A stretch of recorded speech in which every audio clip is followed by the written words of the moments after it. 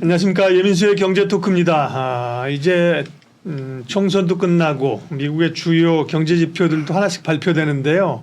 4월의 전략들 좀 가다듬도록 하겠습니다. 레몬리서치 김민수 대표님 오셨습니다. 어서 오십시오. 안녕하십니까. 네.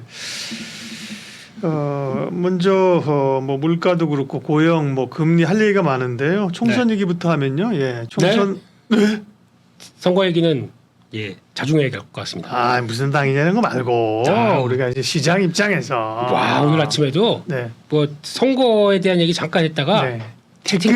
채팅방과 댓글이 거의 그렇죠. 뭐 폭탄을 던지길래 네. 함부로 얘기하면 이게 정치 얘기를 한 게 아니었거든요. 네. 앞으로의 그러니까 총자만 나오면 총집합돼서 네. 그래서 그냥 삼가하겠습니다. 네. 네.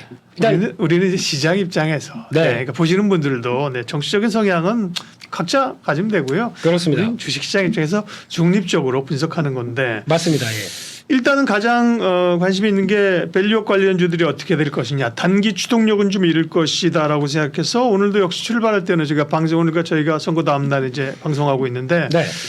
빠졌다가 거의 올라오면서 끝났죠. 그렇습니다. 네네네. 일단 선거 관련된 쪽은 네. 일단 뭐 여파가 미친다고 하더라도 단기입니다. 네. 그래서 어떤 시장에서 불확실성 해소 관점으로 접근할 것이다라고 바라보면서 네. 일단 그에 따른 불안감은 먼저 극복하는 쪽으로 말씀을 드렸는데 일단 그렇게 이제 진행은 되는 것 같고요. 예. 게다가 이제 기존 정부가 끌어왔던 섹터가 이제 두 가지로 시장은 좀 압축하고 있는데 약간 피해 섹터라고 볼 수 있는 게 정책적인 부분과 관련되게 되면 네.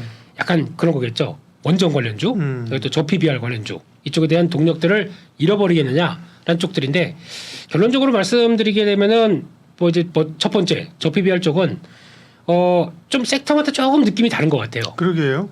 뭐 물론 이제 손해보험, 뭐 지주사, 네. 은행 이런 쪽들은 저PBR 쪽에 대한 부담감도 안고 있고 또 하나의 가장 큰 배경은 실적으로 보게 되면 예. 실적이 생각보다 올해 그렇게 크게 좋아지지 않을. 그러니까 작년까지는 좋아졌는데 올해는 정체지만 싸다라는 논리 때문에 움직였던 거에 거기다 밸류업을 들어가다 보니까 또 외국인들 매수세와 함께 움직였다고 하게 되면 네. 그걸 빼고 나서 흐름들로 보게 되면 싸긴 싼데 그러면 두 가지 실적 변화가 어떻게 나올 것이냐. 그러면 오히려 금리를 인하를 안 하고 오래 걸릴수록 우리 예대 마진은 좀 벌어질 수가 있기 때문에 그렇죠. 예. 실적은 그나마 빠르게 안 좋아지는 건 아니겠죠. 그런 쪽에서 변화를 보셔야 될 것 같은데 금리에 민감한 쪽이다 네. 보니까 그런 거 좀 체크를 하셨으면 좋겠고 또 하나 두 번째는 외국인들이 그럼 팔 것이냐. 외국인들이 잘 안 팝니다. 그런 기조로 봤을 때는 네. 시간은 조금 걸려도 다시 외국인들의 스타일과 맞게 보게 되면 다시 자리는 차지하지 않을까 이렇게 바라보고 있고. 금융주나 지주사는 말씀하신 것처럼 우려가 있지만 네. 그래도 이제 납폭을 줄이면서 양봉을 만들어냈는데요. 네. 자동차는 엄청 강했는데 자동차는 그러면 그게 밸류업은 됐고 우리 네. 실적으로 간다 뭐 이런 분위기인가요? 그게 차이가 있는 거죠. 네. 자동차 쪽은 저희가 이쪽도 똑같이 올해 실적에 대한 기대가 별로 없었습니다. 네. 뭐 전기차를 비롯해서 그리고 또 자동차 쪽에 대해서 판매량 그렇게 드라마틱하게 안 나올 걸로 본 이유가 금리가 안 떨어지게 되면 누가 이 높은 금리를 가지고 차를 할부로 사겠느냐라는 쪽에서 변화가 오다 보니까 기대감이 낮았는데 하나 변수가 들어온 게 환율이지 않습니까? 아 그러네요. 네. 그러니까 시작은 환율에 대해서 그렇게 크게 안 쳐준다고 하더라도 알고 있던 실적보다 레벨업이 되는 실적들이 가시화가 되게 되면 자동차는 다시 봐야 되는 거 아니야? 환율이 올라가면 원화 약세죠. 환율이 올라가면 수출주들 자동차 같은 쪽에는 도움이 되는 거죠. 그렇죠, 그렇죠. 네. 네, 이익이 늘어나니까. 네. 그렇습니다. 네. 그게 보강되면서 나오는 변화라고 봐야 될 네. 것 같고 또 하나가 그렇게 안 팔리는데 그중에서 선전하는 쪽 중에 하나가 하이브리드가 있습니다. 네. 전기차로 넘어가기 위해서 바로 가기 전에 좀 교두보 역할을 하는 거죠.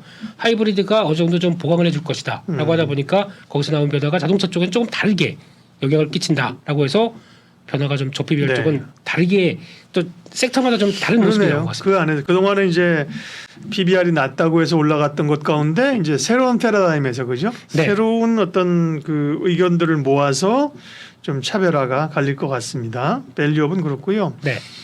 중장기적으로 사실 밸류업으로 가야죠. 그래야 우리 자본시장이 좀 살아날 수 있는데 시간이 좀 필요하고 그리고 또 끝난 게 네. 아니지 않습니까? 네. 또 이제 계속 또 그러니까요. 금강위원장과 또 CEO, 그러니까 대한항공에서 CEO들의 미팅도 있고 거기다가 또 이제 프로그램 관련된 쪽도 얘기 나올 거고 그럴 때마다 이슈가 있게 되면 계속 자극은 할 수 있는 요인이기 때문에 그 결과들은 좀 더 지켜보셔야 될 것 같습니다. 그 총선 결과 관련해서는 네. 밸류업 관련된 거랑 금투세 개정안, 소득세법 개정안인데 네. 이건 사실 시간도 좀 있는 문제고 네. 괜히 해봐야 욕만 먹겠죠? 이 말은 넘어갈까요? 제가 보기에는 예. 또 이게 이제 댓글 달지 마세요. 예. 이상한 댓글 달지 마시고 예. 여나 야나 예. 다 이쪽이 민감하다는 걸 알고 있을 겁니다. 예. 그러다 보니까 계속 이제 뚱한 상태로 가면서 저희는 이거 어떻게 되는 거야 되게 조마조마하겠지만 네. 결국에는 또 연기로 가지 않을까 예. 이렇게 생각이 그리고, 들면서 예. 그리고 요거는 진짜 좀 불확실하고 네. 시간도 남아 있고 그렇기 때문에 네. 굳이 뭐 지금 그것 때문에 예를 들면 오늘 뭐 주가가 빠져 이렇게 얘기할 필요는 없으니까 그렇습니다. 주가도 올랐지만 그 얘기는 좀 건너가도 되고요. 네. 네. 자, 근데 어쨌든 선거 관련된 거는 조금 지나고 보면 중립적이다 그렇잖아요, 그죠? 그것 때문에 뭐 주가가 개별 종목이 미리 오른 건 있을지 모르지만 네. 시장 전체는 중립적이고 더 중요한 게 이제 글로벌 이슈인데 그죠? 그렇습니다. 예. 고용 지표가 서프라이즈하게 나와서 부담스럽고 물가를 봤는데 물가까지도 네, 쉽게 떨어지지 않는 다시 오르려는 경향들이 있어서 네. 부담이네요. 네, 일단 물가를 네. 볼 때 어디에 포인트를 맞추냐가 제일 네. 중요하겠지만은 물가 안에서 이번에 뭐 펼쳐진 항목을 쭉 보게 되면은 단연코 에너지입니다. 네. 유가 오르니까 그에 따라서 휘발유 가격 올라서 나오는 부분들 부담스러운 게 첫 번째. 두 번째는 부동산입니다. 부동산도 그러니까 고용과 같이 연결시켜서 보셔야 될 것 같아요. 일단 다시 또 약간 반등하는 기조가 나오는데 그만큼 일자리가 많으니까 여기서도 가서 일할 수 있고 저기서도 일할 수 있다 보니까 부동산은 약간 근데 금리 부담 때문에 제대로 이제 공급이 안 되는 거죠. 그럼 프로젝트가 제대로 시행이 안 되고 그렇게 되면은 오히려 어떤 고용이 탄탄하다는 거에 반증을 또 부동산으로도 보여준다라고 하고 있기 때문에 이 부분은 어느 정도 예고가 됐던 상황이라고 봐야 될 것 같고 그다음 또 4월달 넘어가게 되면 또 지금보다 살짝 빠질 걸로 예견을 하고 있습니다. 그렇기 때문에 어느 정도 한 단계 레벨 다운은 됐어도 쉽게 그냥 쭉 내려가는 게 아니라 왔다 갔다 하다가 자리를 차지하는 게 나오겠죠. 그런 쪽에서 봤었을 때는 좀 시간이 걸린다는 쪽이지만 물가를 볼 때 또 하나가 생각하는 게 그거 같습니다. 물가가 왜 이렇게 안 빠져? 라고 해서 과거 같은 경우는 저희가 이제 보통 공급발 이슈가 좀 있었습니다. 그러니까 즉 공급 과잉이 막 돼서 경기가 과열지켜 이어가게 되면은 그거에 따라서 약간 재고가 많다 보니까 기업 단에서 압박을 받아서 이렇게 뭐 넘어지게 되면은 그거는 약간 물가에 대한 부담들이 쉽게 나올 수 있는데 이번에는 그런 쪽이 아니라 약간 수요 쪽에서의 변화가 좀 더 크지 않을까 이렇게 생각이 들거든요. 그렇게 되면은 수요 쪽은 그렇다는 얘기는 수요 단에서 인플레이션이 강하게 들어왔다는 얘기는 정확하게 말씀드리게 되면 경기가 나쁘지 않다는 거에 반증입니다. 네. 그러면 경기가 그렇게 나쁘지 않다는 거를 안고 금리가 여기까지 올라왔다는 거에 대한 흐름들까지 생각하게 되면 여기서 포인트를 맞추는 게 그럼 왜 미국은 이렇게 쉽게 안 빠져요? 라고 하는 거는 경기 괜찮다는데 굳이 주가가 빠지겠느냐라고 또 반증도 해볼 수 있는 거겠죠.